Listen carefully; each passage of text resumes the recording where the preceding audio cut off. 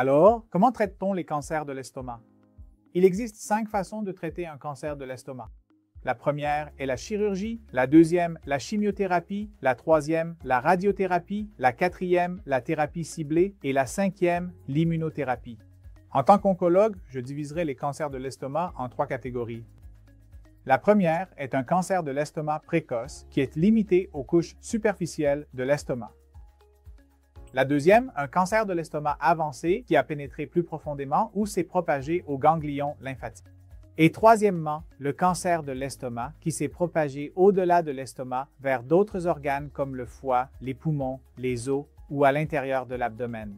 Pour traiter un cancer de l'estomac précoce limité aux couches superficielles de l'estomac, ces cancers peuvent être traités uniquement par endoscopie. Avec une évaluation appropriée et en détectant ces cancers à un stade précoce, nous pouvons les retirer par des techniques endoscopiques et éviter des chirurgies majeures.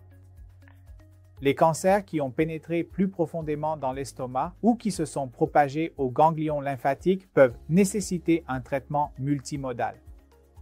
Le traitement multimodal consiste à administrer quelques cycles de chimiothérapie suivis d'une chirurgie qui peut à nouveau être suivie par l'achèvement des cycles restants de chimiothérapie. Les tumeurs qui se sont propagées à d'autres parties, comme le foie, les poumons, les os ou à l'intérieur de l'abdomen, peuvent également nécessiter une chimiothérapie, une thérapie ciblée ou une immunothérapie. La chirurgie du cancer de l'estomac peut être réalisée soit par une chirurgie ouverte, soit par des techniques mini-invasives, en utilisant la laparoscopie ou la robotique. La chirurgie du cancer de l'estomac dépendra de la localisation de la tumeur dans la partie de l'estomac. Cela peut nécessiter soit l'ablation d'une partie de l'estomac, soit l'ablation complète de l'estomac. Lorsque cela est fait, on retire également les éventuels ganglions lymphatiques où ces tumeurs pourraient se drainer.